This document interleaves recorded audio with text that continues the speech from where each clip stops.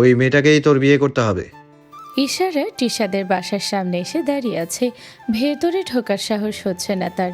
যদিও তাকে এখনও টিশাদের পরিবারের কেউ দেখেনি, টিশাও দেখেনি, চিনতে পারবে না। কনফিডেন্সের সাথে ভেতরে ঢুকে যাওয়া উচিত তার, কিন্তু তবুও ভয় করছে। বাই এনি চান্স কোনোভাবে ধরা পড়ে গেলে রক্ষে থাকবে না।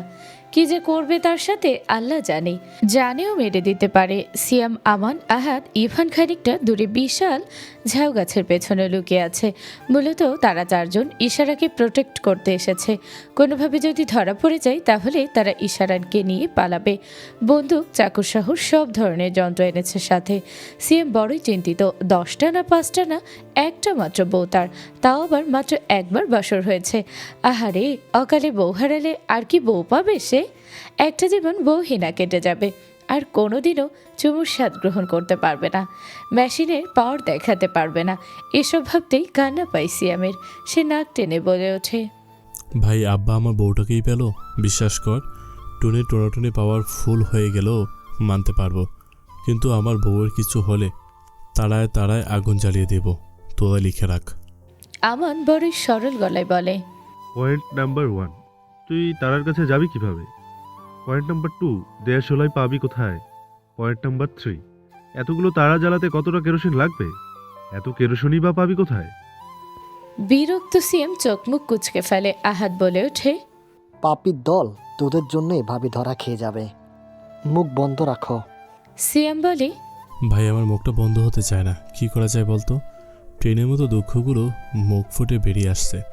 তখন ইভান বায়ু ত্যাগ করে। বিকট শব্দে সে বায়ুতে গন্ধের পরিমাণও ঢের বেশি। মনে হচ্ছে বায়ুর সঙ্গে পটিও বেরিয়ে গেছে। সকলেই নাকমুখ বন্ধ করে ফেলে। আমান নিজের শার্ট খুলে বাতাস নেয় মুখের কাছে, যাতে হাওয়ায় দুর্গন্ধ দূরে চলে যায়। সিয়াম বলে, ভাই, তোর প্যান্ট মাখিয়ে গেছে না? কদিন যাবৎ প্যান্ট পরিষ্কার করিস না বলতো? সরল ইভান ক্যাবলা হেসে বলে, তোদের মুখ বন্ধ করার জন্য হালকা করে বায়ু বের করতে চেয়েছিলাম, কিন্তু শালার বায়ু বেইমানি পুরোটাই বেরিয়ে গেছে। আমার কি দোষ বল? আহাদ ইভানের পেছনে ছিল। গোটা গন্ধটা সে অনুভব করেছে এবং শেষ মুহূর্তে চোখ মুখ উল্টে পড়ে যায়। টান টান হয়ে শুয়ে পড়ে ঘাসের উপর। নিঃশ্বাসটা বন্ধ হয়ে আসছে। জীবনে অনেক কিছুই দেখেছে, অনেক গন্ধ হজম করেছে, কিন্তু ইভানের বায়ুর গন্ধে সে হজম করে নিতে পারে না। সেন্সলেস হয়ে যায়। আমান সিয়াম দুজনে একে অপরের মুখ চাওয়াচাই করে, তারপর তাকায় ইভানের পানে, যেন এখনই তাকে চিবিয়ে খাবে। ইভান একবার নিজের প্যান্ট চেক করে, আসলে কি মাখিয়ে ফেলো? এত দুর্গন্ধ কেন? ভাই, তোরা আমায় বকিস না। আমি যদি জানতাম আমার পাদের গন্ধে হাত জ্ঞান হারাবে, তাহলে আমি পাত দিতাম না। যেভাবে হোক পাত আটকে বসে থাকতাম। সিয়াম ঠাস করে একটা থাপ্পড় মারে ইভানের মাথায়। শালা, গরু মরে খেয়েছিস? মারিস না ভাই, আমি আর জীবনেও পাত দিব না। ভাবির কসম, তোরা শান্ত হ। আমান বলে, যে গন্ধ খাওয়াইছিস তাতে শান্ত হতে পারছি না। শালা তুই প্রতিদিন তিনবার টয়লেট করবি। সিয়াম, ওকে রুটিন বানিয়ে দিস তো। কিন্তু আমি তো এমনিতেও 4বার করি। আর কিছু বলার ভাষা খুঁজে পায় না ওরা। আহাদ নড়ে চড়ে পিট করে চোখ খুলে। মাথার ওপরে নীল আসমান দেখতে পায়। সে ভয়ঙ্কর দুর্গন্ধের সন্ধানে নাক টানে, কিন্তু না, নেই। পরিবেশ স্বাভাবিক। মনে মনে খুশি হলো, যেন ঠোঁটের করে হাসি ঝুলিয়ে বলে ওঠে, ভাই, আমি বেঁচে আছি নাকি মরে গেছি? সিয়াম টেনে বসায় আহাদকে, বলে, বেঁচে আছিস? বাইরে ভাই, গন্ধে মনে হচ্ছিল জানটা বেরিয়ে যাবে। গায়ের গন্ধে জ্ঞান হারালে বিয়ে করবি কেমনে? কেন ভাই, বইয়ের পাদের গন্ধ কি ইবানের পাদের গন্ধের মতো হয় নাকি? হইলে মাপ চাই, জীবনেও বিয়া করবো না।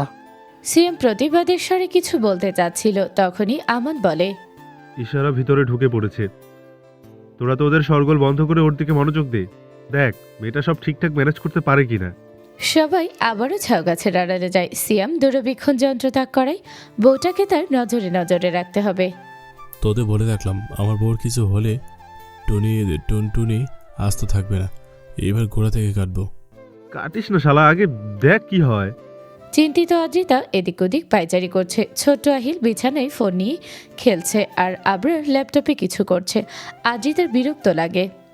একটা মানুষ 5টা মানুষকে বিপদের মধ্যে ফেলে এমন রিল্যাক্সে কিভাবে থাকতে পারে?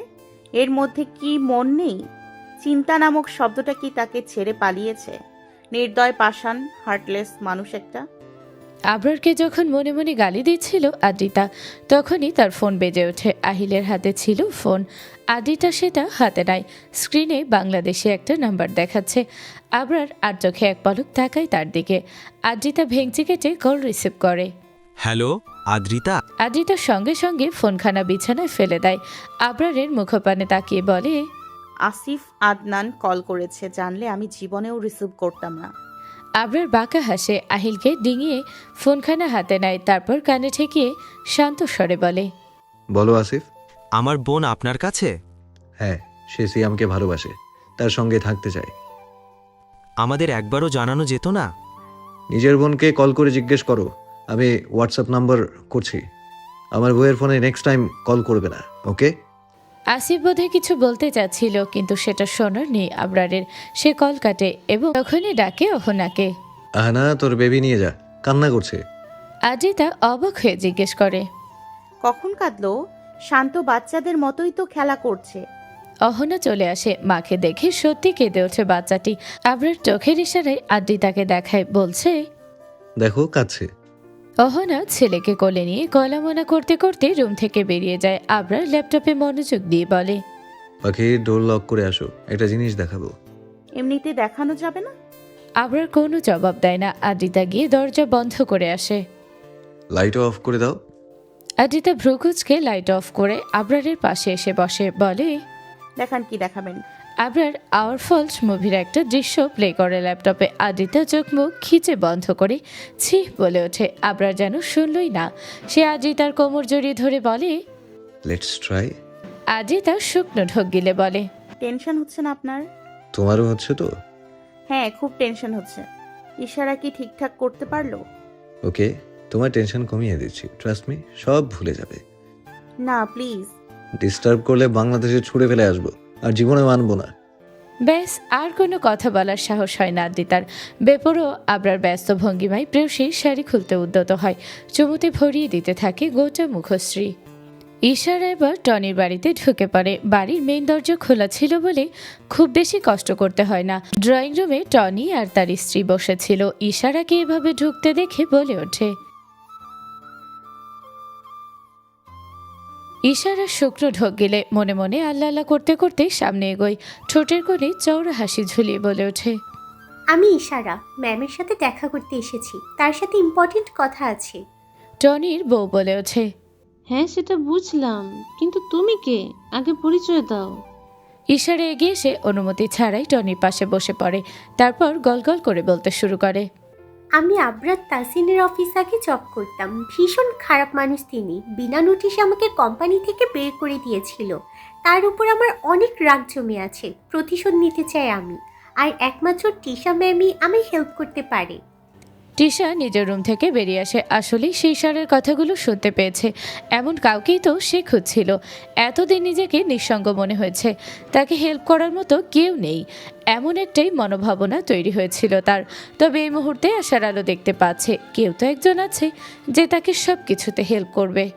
টিশাকে দেখি ইশারা দাঁড়িয়ে পড়ে। একগাল হেসে দৌড়ে টিশার সামনে যায়। ম্যাম, আমি আপনাকে চিনি। ওই যে সেদিন আমান ভাইয়ের সঙ্গে ঝগড়া করলেন না, আপনাদের পেছনেই ছিলাম আমি। সব কথা শুনেছি। আমি আপনাকে হেল্প করতে চাই। আবরার তাসিনের পতন দেখতে চাই। প্লিজ ম্যাম, আপনি আমাকে আপনার সাথে দিন।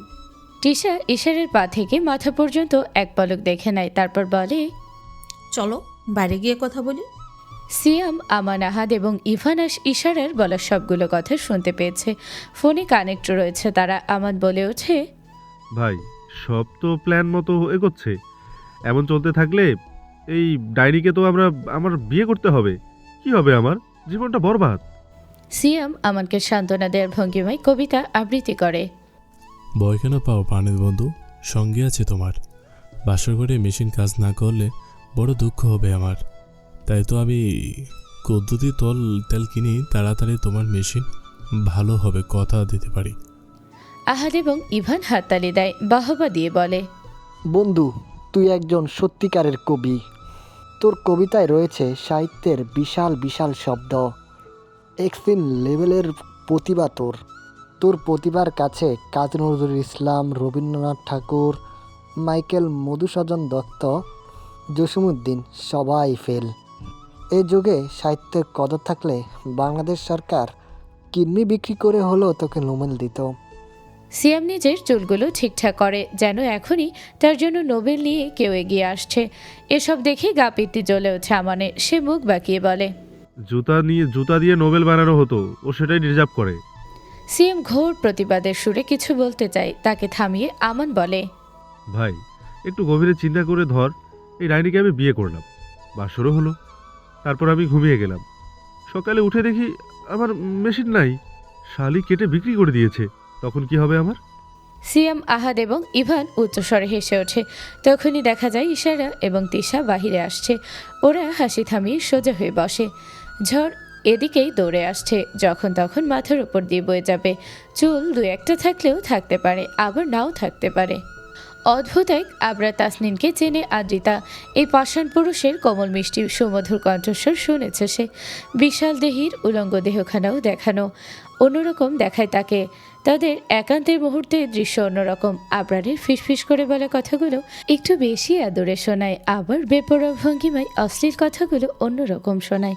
গোটা দুনিয়াটা তাকে চেনে, কিন্তু আদ্রিতা যে রূপে চেনে সেই রূপে কেউ চেনে না, কেউ কখনো জানতেও পারবে না। আবরারও দুর্বল, সেও ভয় পায়। অন্তরঙ্গ মুহূর্তে হাজারবার জিজ্ঞেস করে, তুমি ঠিক আছো তো? এই মুহূর্তে আবরারের উন্মুক্ত বুকে মাথা রেখে শুয়ে আছে আদ্রিতা। মানুষটা রেগে গিয়েছে, মূলত তার রাগ কমানোর জন্যই এভাবে লেপ্টে থাকা। তার রেগে যাওয়ার কারণ হচ্ছে গভীর আলিঙ্গন এবং মিষ্টি যন্ত্রণার মাঝে নরম আদ্রিতা সহ্য করতে না পেরে ছেড়ে দিতে বলে।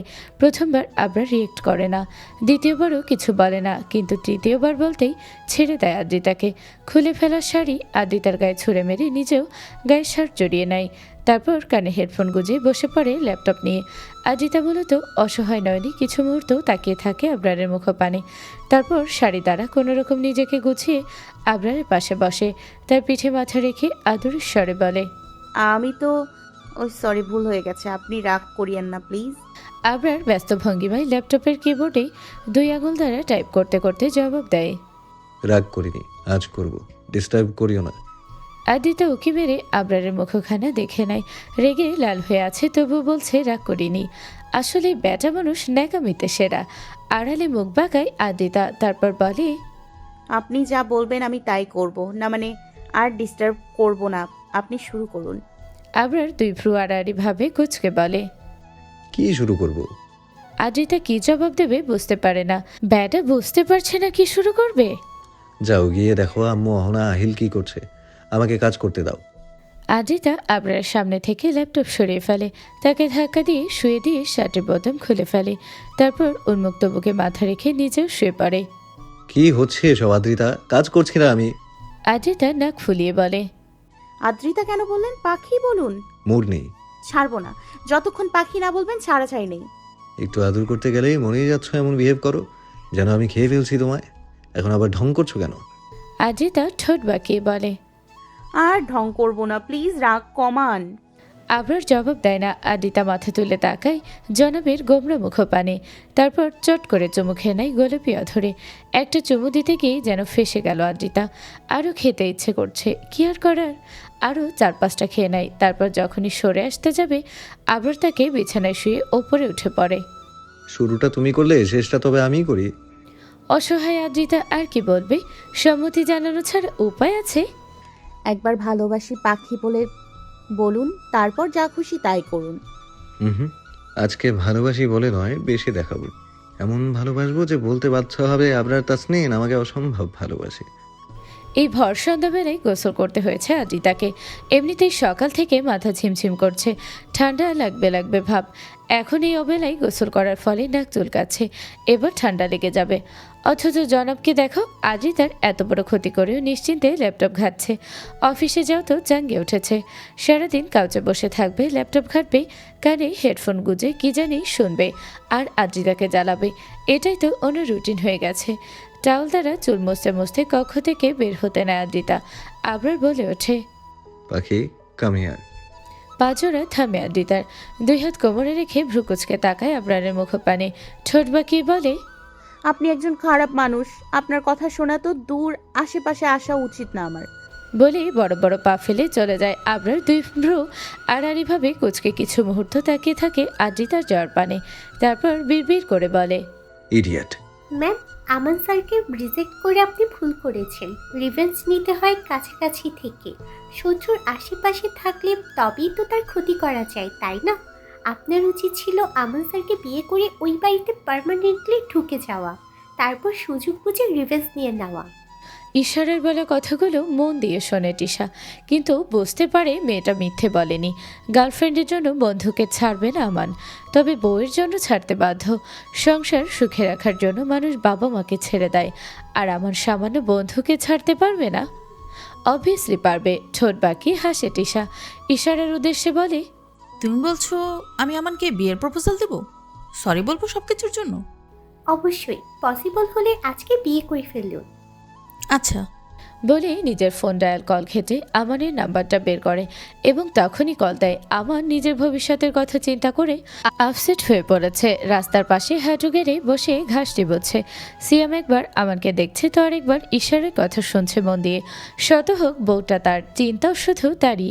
আহাদ বলে ওঠে, আমান ভাই, তুই চিন্তা করিস না, পাখি ছাড়াও মানুষ বাঁচে। আমরা বরং 2-3টা বাচ্চা দত্তক কিনে দিব তোকে, তাদের নিয়ে না হয় বাকি জীবনটা কাটিয়ে দিস। কটমটনে আহাদের মুখপানে তাকায় আমান। ইচ্ছে তো করছে পায়ের জুতোটা খুলে আহাদের মুখপানে ফিক্কা দিতে, কিন্তু খালি পায়ে বাসায় যাবে কি করে, তাই জুতো ফিক্কা দিল না। সিয়াম বলে, ইভান, তুই আরেকটা 5 মিনিট 2 ঘন্টার জন্য আহাতকে অজ্ঞান করে দে, শালা বেশি কথা বলে। সঙ্গে সঙ্গে আহাদ 2 হাতে নাক চেপে ধরে কাঁদো কাঁদো স্বরে বলে ওঠে, ভাই, আমি আর জীবনও কথা বলবো না, তবু এই অবিচার করিস না আমার সাথে। তখনই আমানের কল বেজে ওঠে। চারজনই হকচকে ওঠে, একে অপরের উপরে পড়ে যায়। সবার নিচে পড়ে সিয়াম। ভালোই ব্যথা পেয়েছে কোমরে। দামড়া দামড়া ছেলেদের ভর কে আরও নিতে পারে? চিৎকার করে ওঠে ছেলেটা। সবাই একে একে সিয়ামের ওপর থেকে সরে। আমার পকেট থেকে ফোন বের করতে স্ক্রিনে ডাইনি লেখা ভেসে ওঠে, মানে টিশা কল করেছে। এ ভাই, ডাইনি কল করছে, ধরবো নাকি? সিয়াম বলে, উত্তেজনা কাকে বলে যদি জানতে চাও, আমার নামক জাত শালা মুখ পানে চাও। দিল আমার কোমর ভেঙে, জাউদমের ঠেলায় বদরের মতো বন্ধু পেয়েছিলাম উত্তরবঙ্গের মেলায়। সিয়ামের এত সুন্দর কবিতা শুনে আজকে কেউ বাহবা দেয় না। সকলে নজর আমানের ফোনের দিকে। ইতিমধ্যেই আহাদ অতিরিক্ত মাতব্বরি করে কলখানা রিসিভ করে ফেলেছে এবং লম্বা সালাম দিয়ে বলে ওঠে, আসসালামু আলাইকুম তিশামণি, ভালো আছো নাকি? টিশা বিরক্ত হলো বোধহয়, ক্ষিপ্ত স্বরে বলে, আমানকে কল দিন। ইভান বলে, আমার তো ওয়াশরুমে গেছে, কি দরকার আমাকে বলতে পারো। আমি ভালো ছেলে, এক অক্ষরও বাইরিয়ে বলবো না। যতটুকু বলতে বলবা আমি ততটুকুই বলবো। বাংলাদেশের প্রধানমন্ত্রী আমাকে একবার বলেছিল তার মনের কথা, আজ অবধি কাউকে বলেনি। কথাগুলো পেটের মধ্যে থাকতে থাকতে বাচ্চা পয়দা করে ফেলেছে, তাও বলছি না। টিশা বলে, ওয়াশরুমে কি করতে গেছে? সিয়াম বলে ওঠে, আমরা তো সাধারণত মতু বা পার্টি করতে চাই। যখন আমার কি করতে গেছে তা তো বলতে পারছি না, তবে বললে ওয়াশরুমের জানালা দিয়ে উকি দিয়ে দেখতে পারি হালাই কি করছে। ওসবের দরকার নেই, আমি আমানকে বিয়ে করতে চাই, আজকে এবং এক্ষুনি। ইভান বলে, কোনো ব্যাপার না, তুমি আমাদের বাসায় চলে এসো, আমরা বিয়ের ব্যবস্থা করছি। আর হ্যাঁ, আমাকে সারপ্রাইজ দেব, তুমি চলে আসো।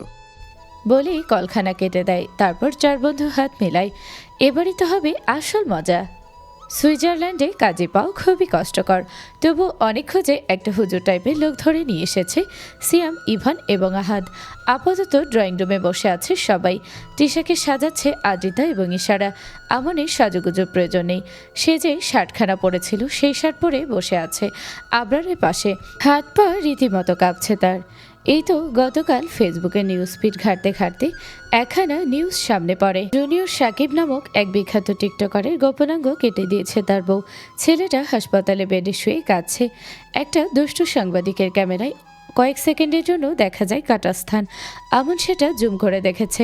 সুইজারল্যান্ড তেমন ঘটনা ঘটেনি কখনো। এবার আমাদের সাথে যদি এমনটা হয় তাহলে সব সাংবাদিক, নিউজ চ্যানেলে সব তার পেছনে লেগে পড়বে।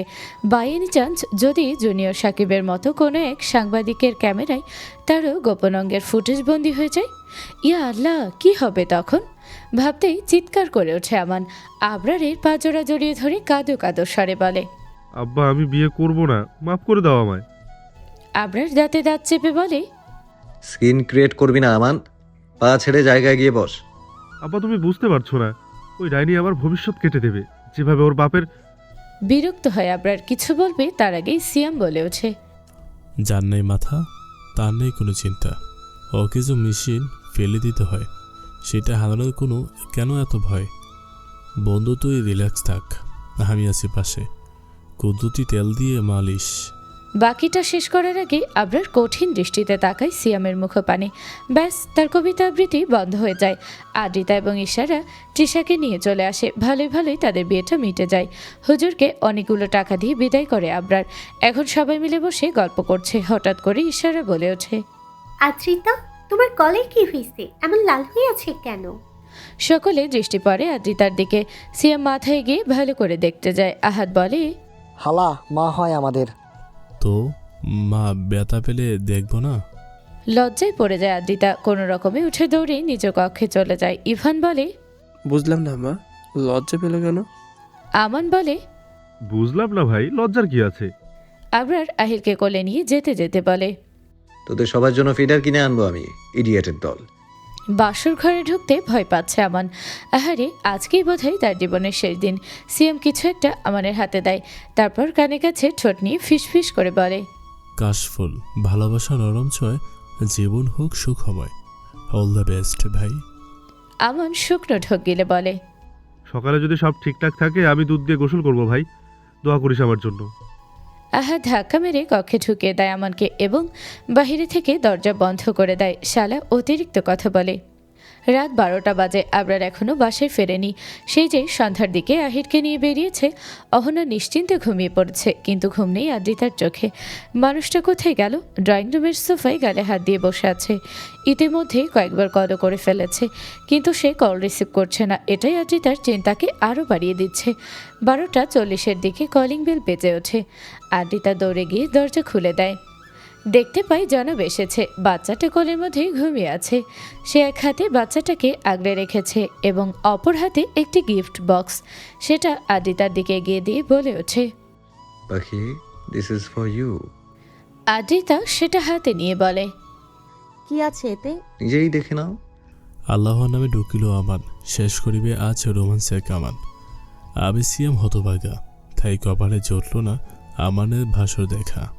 সিয়ামের কবিতা শুনে আবরার নিজ কক্ষে যেতে যেতে বলে, জানালা দিয়ে উকি দিতে পারিস, আই থিঙ্ক কিছু দেখতে পাবি। সিয়াম যেন আশার আলো খুঁজে পেল। জুতো খুলে আহাদ এবং ইভানের কক্ষের দিকে দৌড় দেয়, কিন্তু সেখানে গিয়ে ওদের খুঁজে পায় না। কোথায় গেছে হাদারাম দুটো আল্লাহ জানে। তাতে সিয়ামের কি? ওদের ছাড়াই ও আমানের বাসর দেখবে, এটা ভেবেই সিয়াম এগোতে থাকে। সামনে পড়ে ইশারা। কপাল কুঁচকে বলে, কোথায় যাচ্ছ? পরে বলবো, আগে সামনে থেকে সরো, সব কিছু শেষ হয়ে গেল ওখান দিয়ে। বলেই ইশারাকে সরিয়ে দৌড়ে চলে যায় সিয়াম। সেখানে গিয়ে সারপ্রাইজ হয়ে যায়, কেননা আহাদ এবং ইভান আগে ভাগেই সেখানে উপস্থিত। তাদের হাত বেঁধে রাখা হয়েছে জানালার গ্রিলের সাথে। সিয়াম কপাল কুঁচকে বলে, ও হে শালার দল, আমায় না বলিয়ে কেন এসেছো ভাই? আমি সিয়াম রাগ করেছি, তাই বন্ধুকে দিয়ে বিসর্জন। আমি চলে যাব বান্ধবন, কেউ পারবে না ফেরাতে আমায়, আটকাতে কোনো মতে।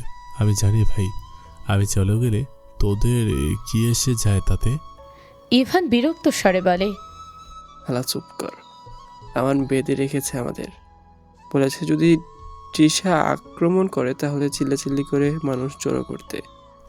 তা না হয় বুঝলাম, কিন্তু আমায় কেন বললো না? তোদের থেকে আমার গলার আওয়াজ বেশি। আহাদ বলে, আমান তোকে বিশ্বাস কর না, তুই নাকি পাখি কাটার পরে চিৎকার দিবি। দুঃখ পেল সিয়াম, ভীষণ কষ্ট পেয়েছে। নারী ভুরি খানা তরতর করে কাঁপছে। যেখানে বিশ্বাস নেই সেখানে বন্ধুত্ব মূল্যহীন। এর একটা বিহিত করেই ছাড়বে সিয়াম, বিচার দিবে আবরারের কাছে। খালি সকাল হওয়ার অপেক্ষা। আপাতত মনের দুঃখ মনে চেপে জানালা দিয়ে উকি দেয় সিয়াম।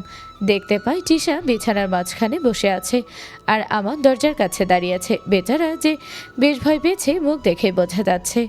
ওখানেই দাঁড়িয়ে থাকবে? টিশা আমানের পানে তাকিয়ে বলে ওঠে। শুকনো ঢোক গিলে বেচারা একটু হাসার চেষ্টা করে বলে, না, আসবো তো তোমার কাছে, তবে কথা দাও কাছে গেলে গোপন অঙ্গের দিকে তাকাবা না। তোমার বাবার কসম, আমি ভালো ছেলে। ওই সিয়াম বুদ্ধি দিয়েছিল তোমার বাপের ওই কাটার জন্য। সব দোষ সিয়ামের। তুমি চাইলে আমি সিয়ামের সব কেটে দেবো। সিয়াম কটমট নয়নে তাকিয়ে থাকে আমানের দিকে। আসলেই বন্ধুত্ব নামের কলঙ্ক আমান। ওই হালার ব্যবস্থা করতেই হবে। হৃদয়ের মধ্য থেকে ওর নামটা বের করে ফেলতে হবে। টিশা বলে, আমি কিছু মনে রাখিনি। তুমি আমার হাজব্যান্ড, তোমার ক্ষতি করব না, কাছে এসো। বিশ্বাস হলো না আমানের, তবুও গুটি গুটি পায়ে এগিয়ে যায়। একই সাথে ঘুরতে হবে, রিস্ক একটু না নিলে চলবেই না। বিছানার কাছে যেতেই নজর পড়ে টি টেবিলের ওপরে থাকা চাকুর দিকে। সঙ্গে সঙ্গে সেটা হাতে নিয়ে দৌড়ে জানালার কাছে গিয়ে ফেলে দেয়। একেবারে সিয়ামের পায়ের কাছে গিয়ে পড়ে। টিশা হাসে।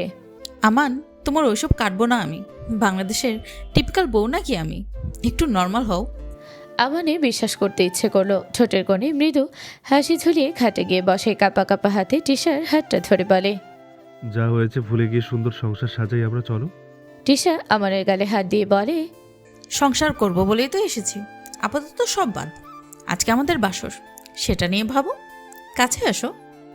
31 বছরের টকবকে যুবক আজ অব্দি একটা চুমু পর্যন্ত খেতে পারেনি। আহা, আজকে সে অশ্লীল কাজকর্মটাও করে ফেলবে। ভাবতে ভাবতেই টিশাকে শুইয়ে দেয় এবং নিজেও টিশার ওপরে আছোয়া হয়। ঠোঁটের কাছে ঠোঁট নিয়ে চুমু খেতে যাবে, তখনই সিয়াম চেঁচিয়ে ওঠে। লাফাতে লাফাতে বলতে থাকে, আমানের পাখিটাকে গেছে, আবরা দেখে যা, আমান শেষ হয়ে গেছে। আমান লাফিয়ে ওঠে।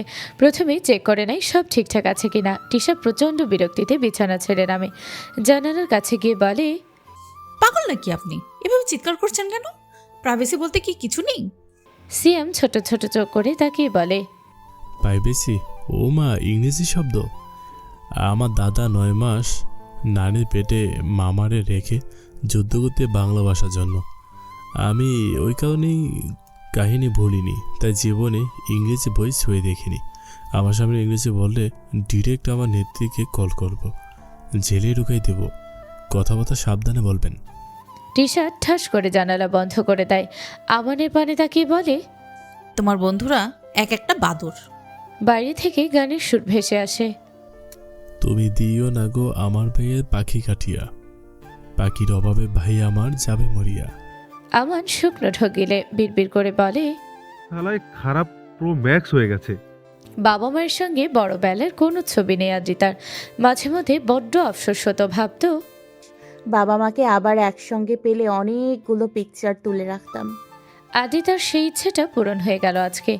এআই এর সাহায্যে আদ্রিতা তার বাবা এবং মায়ের সঙ্গে বড়বেলার ফটো বানিয়েছে। আপনার বিশাল একটা ফটো ফ্রেমে পিকচারখানা বাঁধে করে এনেছে। তাছাড়া বাবা মায়ের সঙ্গে কাটানো ছোটবেলার মুহূর্তগুলো সুন্দর করে এডিটিং করে সাজানো হয়েছে। এসব দেখে ইমোশনাল হয়ে ওঠে আদ্রিতা। মায়ের কথা বড্ড মনে পড়ছে, চোখের পানি বাদ মানছে না, তাই হু হু করে কেঁদে ওঠে সে। আবরারের এটা সহ্য হলো না। সে বড় বড় পা ফেলে দরজা বন্ধ করে দিয়ে আদ্রিতার কাছে আসে। সৌন্দর্যত আদ্রিতাকে বুকে জড়িয়ে খাটের উপর বসে পড়ে। ভরসার বুকে পেয়ে মেয়েটার কান্নার স্বর বেড়ে যায়। মনের মধ্যে চাপা কান্নাগুলো উগড়ে দিতে থাকে। আবরার নিজের হাতখানা ঢুকিয়ে দেয় আদ্রিতার কাপড়ের ফাঁকে। স্পর্শকাতর জায়গায় চাপ প্রয়োগ করতেই আদ্রিতার কান্না থেমে যায়। সে ভেজা নয়ন মেলে আবরারের চোখের দিকে তাকায়। বেহায়া লোকটা বাঁকা হেসে বলে ওঠে, কাঁদলে তোমায় দেখায়, I can't control myself. একটু ব্যথাতেই পাখি, তোমার দুঃখ কমে যাবে আর আমার শান্তি রাখবে। আদ্রিতা চলে যেতে যায় আবরারের কাছ থেকে। নিজেকে ছাড়িয়ে নেওয়ার চেষ্টা চালায়, তবে ব্যর্থ হয়। বেপরোয়া পাষাণ পুরুষের কবল থেকে মুক্তি মেলে না, বরং নিজেকে সঁপে দিতে হয়। কাঁদবে না পাখি, তুমি কাঁদলে হেরে যাবে আবরার তাসনিন। তোমার চোখের এক ফোঁটা পানি হীরার চেয়েও মূল্যবান। আদ্রিতা আবরারের দুই গালে হাত দিয়ে বলে ওঠে, কান্না পেলে কি করব? নভেম্বরের মাঝামাঝি, বাংলাদেশে এখন শীত পড়ে গিয়েছে, কিন্তু সুইজারল্যান্ড ওয়েদার নাতিশীতোষ্ণ। আতিয়া বেগম কিছুদিনের জন্য আহিল এবং অহনাকে নিয়ে বাংলাদেশে ঘুরতে গিয়েছে। আদ্রিতাকেও সাথে নিতে চেয়েছিল, তবে আবরার যেতে দেয়নি। ডিরেক্টলি মায়ের সামনে বলেছে, ওকে ছাড়া আমি 2টা সেকেন্ডও থাকতে পারবো না। এটা শুনে অবশ্যই সিয়াম একখানা কবিতা বলে ফেলেছে। নির্লজ্জার জন্য নোবেল থাকলে আবরার আব্বা পেত। বউয়ের প্রেমে পাগল হলে পাগল গেড়াতে যেত। মা ছেলে কাউকে মানে না বলে অশ্লীল কথা। এইবারে বাচ্চা হবে, তার নাম রাখবো অশ্লীলতা। ইভান বলে, খালা, তুই আবরারের বড় ছেলে, তোর নামই অশ্লীলতা। ব্যাস তখন থেকে সিয়ামের নাম অশ্লীলতা হয়ে গেল। উঠতে বসতে খাইতে শুইতে এই নামে ডাকা হয়, এমনকি ইশারাও তাই বলে ডাকে। দুঃখে সিয়ামের ইচ্ছে করে সুইজারল্যান্ড থেকে বাংলাদেশে চলে যেতে। বর্তমানে গোটা বিশ্বের সব থেকে সাকসেসফুল বিজনেসম্যান হিসেবে পরিচিতি লাভ করেছেন আবরার তাসনিন। পোশাকের পাশাপাশি পারফিউম, শ্যাম্পু এবং সাবানের বিজনেসও শুরু করেছে। বলাবহুল সব বিজনেসেই দ্বিগুণ পরিমাণ লাভবান হচ্ছে। সুইজারল্যান্ড, সিঙ্গাপুর এবং বাংলাদেশ সহ বিশ্বের সব দেশেই তার কোম্পানির প্রোডাক্টের চাহিদা রয়েছে বেশ। এসব এর জন্য আবরার আদ্রিতাকে ক্রেডিট দেয়। এ তো কিছুদিন আগে সুইজারল্যান্ডের প্রধানমন্ত্রী সব বিজনেসম্যানদের নিয়ে একটা পার্টি থ্রু অর্গানাইজ করেছিল। সেখানে আবরারকে স্পিচ দিতে বলা হয়। সে মাইক্রোফোন হাতে নিয়ে মৃদু হেসে বলে ওঠে, আমার এই সাকসেস আমার বইয়ের জন্য। সে ছিল বলেই আমি পেরেছি, সে না থাকলে কিছুই হতো না। সেখানে উপস্থিত সকলের সহ গোটা বিশ্বের মানুষের কাছে আবরারের এই কথাটা বড্ড বেশি ভালো লাগে। মুহূর্তেই গোটা একটা জেনারেশনের কাছে আবরার তাসনিন আইডল হয়ে ওঠে। যেখানে পুরুষ মানুষ স্ত্রীর সাহায্যে সাকসেস হওয়ার পরেও ক্রেডিট দিতে ইতস্তত বোধ করে, সেখানে আবরার স্ত্রী থেকে কোনো প্রকার সাহায্য না পেয়েও গোটা ক্রেডিট তাকে দিয়ে দিচ্ছে। আদ্রিতা নিজে অবাক হয়, সে কী করলো? কোনোদিন বিজনেসের ব্যাপারে কোনো কথা বলেনি, সাহায্য তো দূরের কথা। টিশা আমানের কান ভাঙানোর জন্য বলে, তুমি তো সাথে ছিলে, তোমার কথা তো বললো না, সব ক্রেডিট বইয়ের। আমান হেসে জবাব দেয়, ক্রেডিট দিয়ে কি করব? ও সাথে আছে, এটাই তো অনেক। ব্যাস টিশা আর কোনো কথা বলার সাহস পায় না, চুপচাপ কক্ষ থেকে বেরিয়ে যায়। তবে এসব শুনে ফেলে আদ্রিতা, তার মনটা খারাপ হয়ে যায়। সত্যি তো আবরারকে গোটা ব্যাপারে সাহায্য করেছে তার বন্ধু, তাদের নামটা তো বলতে পারতো। এভাবে সংসারে ভাঙন ধরবে, আলাদা হয়ে যাবে সবাই। না না, এমনটা হতে পারে না। আদ্রিতা তা হতে দিতে পারে না। আবরার ফিরলে আজকে এই বিষয় নিয়ে কথা বলতেই হবে। গত কয়েকদিন যাবৎ ইশারার শরীর খারাপ, খাবার খেতে পারছে না, সর্বক্ষণ মাথা ঘোরায়, বেশি বেশি ঘুম পায়, মাছ দেখলেই বমি বমি লাগে। বিষয়টা সিয়াম খেয়াল করেছে, কিন্তু কিচ্ছু বলছে না। তো আজকে অফিস থেকে ফিরে কক্ষে যেতেই দেখতে পায় প্রেগনেন্সির কিট হাতে নিয়ে বসে আছে ইশারা, চোখে মুখে খুশির ঝিলিক। সিয়াম কপাল কুচকায়। কি হয়েছে, খুশি খুশি কেন? ইশারা দৌড়ে এসে সিয়ামকে জড়িয়ে ধরে আর বলে, আমি প্রেগনেন্ট। সিয়াম কিছু মুহূর্ত স্তব্ধ হয়ে দাঁড়িয়ে থাকে, পর মুহূর্তে চিৎকার করে কেঁদে ওঠে। ইশারা ভয় পেয়ে সিয়ামকে ছেড়ে দেয়। এখন সবাই জেনে গেছে আমি অশ্লীল কাজকর্ম করছি, সবাই আমাকে খারাপ ভাবছে।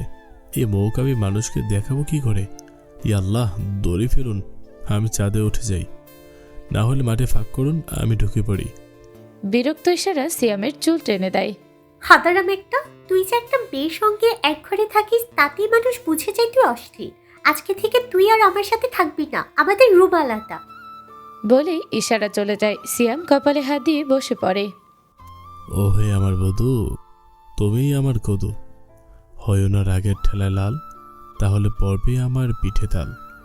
আমি সিয়াম সরল মানুষ, ভালো বন্ধু ভালো, লেবুর রস দিয়ে তুমি করিও না মুখ কালো। ইশারা আবারও ফিরে আসে, সিয়ামের গালে হাত দিয়ে বলে, লেবুর রস কি? না মানে যেটা দিয়ে তুমি প্রেগনেন্ট হলে। এখন আমার মান সম্মান খেয়ে তুমি চলে যেও না, থাকবো কিভাবে আমি? হালা, আমি সত্যিই থাকবো না, বেয়াদব পাগল একটা। আজই তার মন খারাপ। ইশারা প্রেগনেন্ট হয়ে গেল, অথচ সে এখনও প্রেগনেন্ট হতে পারলো না। প্রতি রাতে আবার পিল খাইয়ে দেয় তাকে। কিছু বলে বলবে, তুমি এখনো ছোট, আর একটু বড় হও। সে কেন বুঝতে চায় না আদিতা বড় হয়ে গেছে। ইশারার প্রেগনেন্টের কথা শুনে মা কত খুশি হলো। আমান ভাই মিষ্টি কিনে গোটা শহরে বেরালো। ইভান আহাদ ইশারার জন্য গিফট আনলো। অহনা সেখান থেকেই অনলাইনে গিফট কিনে পাঠিয়ে দিল ইশারার জন্য। শুধু আদ্রিতাই গিফট দিতে পারলো না, কেননা আবরার ফেরেনি এখনও। সে আসলেই তবেই তাকে নিয়ে বেরোবে এবং গিফট কিনবে। অপেক্ষা করতে করতে আবরার বাসে ফিরল রাত 12টার দিকে, হাতে বড় গিফট বক্স এবং তার পেছনে দুটো ছেলে গিফট নিয়ে দাঁড়িয়ে আছে। আদিত্য ড্রয়িং রুমেই ছিল। আবরারকে দেখেই দাঁড়িয়ে পড়ে, বড় বড় পা ফেলে তার দিকে এগিয়ে গিয়ে বলে, কোথায় ছিলেন? কতবার কল করেছি। ইরেসপন্সিবল, বাড়ির কথা মনে পড়ে থাকে।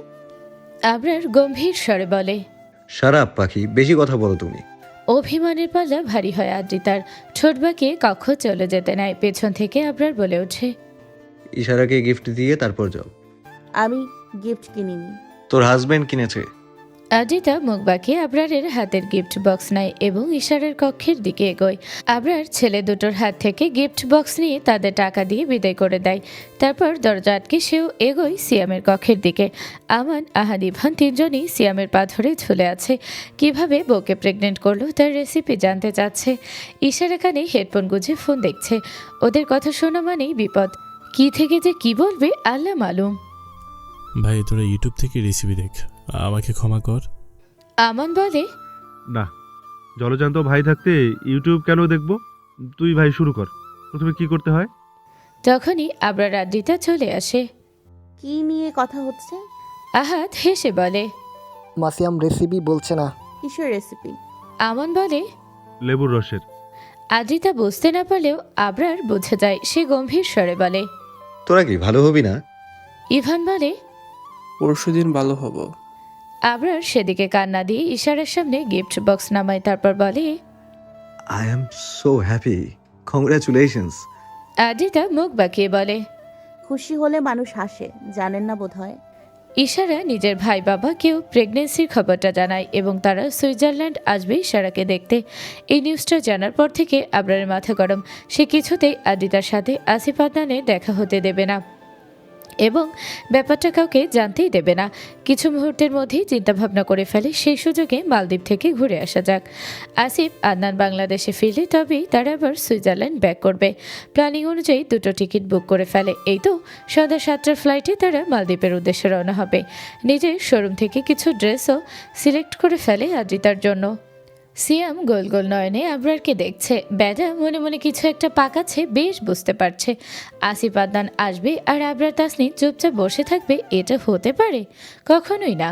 তৃষা কিচেনের দায়িত্ব নিয়েছে, সকলের জন্য বাংলাদেশি স্টাইলে বিরিয়ানি রান্না করছে। এটা নিয়েও বেশ চিন্তিত ছিল সিয়াম। আমান শালার বউ কি আজকে বিরিয়ানিতে বৃষ্টি মিশিয়ে সবাইকে এক চাপা মেরে দেবে? দিতে পারে। পৃথিবীতে ভয়ঙ্কর প্রাণী হচ্ছে নারী জাতি, তাদের হাঁটু ভর্তি দুষ্ট বুদ্ধি। কবি সিয়ামানন্দনাথ বহু আগেই একখানা কবিতা লিখে ফেলেছে, নারীর প্রেমে পড়ে ভাই করিও না বল, বিবাহের পরে বসবে মজা, খিদেও পাবে না কুল। কেন যে আমান বিশ্বাস করলেও অবশ্য করবে নাই বা কেন? সিয়াম তো এই কবিতা আগে শোনায়নি ওকে। তবে যাই হোক, এখন থেকে সাবধানে থাকতে হবে, সেই সাথে বাকিদেরও সাবধান করে দিতে হবে। এসব ভাবনার মাঝেই সিয়াম খেয়াল করে আবরার নেই। এই তো এখানে বসেছিল, কোথায় চলে গেল? এখন আবার একে খুঁজতে হবে, নজরে নজরে রাখতে হবে। তৃষার রান্না করা বিরিয়ানির পাতিল থেকে কিছুটা বিরিয়ানি লুকিয়ে নিয়ে যায় সিয়াম। বাড়ির সামনে একটা বিড়াল বসেছিল। সামনের বাড়িতেই থাকে বিড়ালটা, প্রায় এখানে আসে। সিয়ামের বিরিয়ানিটুকু বিড়ালের সামনে দেয়। বিড়ালটা খুশি মনে বিরিয়ানি খেতে থাকে। কিন্তু আশ্চর্যজনক বিষয় হচ্ছে, এটা খাওয়ার পরেও বিড়ালটা বেঁচে আছে, মরেনি। তার মানে বিষ মেশায়নি। যাক, খারাপ হলেও ভালো আছে মেয়েটা। আদ্রিতা সকলের সাথে বসে গল্প করছে। গল্পের মূল আকর্ষণ হচ্ছে ইশারা এবং তার অনাগত বাচ্চা। কি নাম রাখা হবে? ছেলে হবে না মেয়ে হবে? কার মতো দেখতে হবে? ইত্যাদি ইত্যাদি নানান রকমের আলোচনা। সেই আলোচনায় সামিল হয়েছে তৃষাও। সে অবশ্য কিছু বলছে না, তবে চুপচাপ সকলের আলোচনা শুনছে। আমন, সিয়াম, ইভান, আহাদ চারজন একজন আরেকজনের ওপর হাত পা তুলে আছোয়া হয়ে আছে। তখনই সেখানে আবরার চলে আসে। তাকে দেখে সিয়াম বলে ওঠে, আর 1 ঘন্টা পরে আমার শালা সুইজারল্যান্ডে আসবে। আব্বা তোর কোনো বক্তব্য আছে? আবরার শান্ত নজরে তাকায় সিয়ামের মুখপানে, জবাব দেয় না। আদ্রিতা বলে ওঠে, এ বাবা, আপনি এখনো বসে আছেন কেন ভাইয়া? তাকে এয়ারপোর্ট থেকে আনতে যাবেন না? আমান বলে। চল চল আবরার, আমরা গিয়ে নিয়ে আসি। আবরার বলে। পাখি রুমে চলো, তোমার সাথে কথা আছে। আমান, আহাদ, ইভান, সিয়াম একসাথে বলে ওঠে। কথার অনেক নাম কি রোমান্স, তোমার কি প্রেম টেম পাচ্ছে আব্বা? আদ্রিতা লজ্জা পেয়ে যায়। ইশারা এবং টিশা হেসে ফেলে। আবরার গম্ভীর স্বরে বলে। That's none of your business. Siam গান গেয়ে ওঠে। পাশের বাড়ির চ্যাংরাপোলা প্রেম করিতে চায়, ইংলিশ ভাষার রোমে ডাকে চোখের ইশারায়। মা গানটা ধরো, আমরা তালি মেলাচ্ছি। আদ্রিতা বড় বড় পা ফেলে এই কক্ষ থেকে চলে যায়। তার পেছন পেছন আবরারও চলে যায়। নিজেদের কক্ষে প্রবেশ করতে আদ্রিতা রাগান্বিত স্বরে বলে। কি সমস্যা আপনার? আমাকে এখানে নিয়ে আসলেন কেন?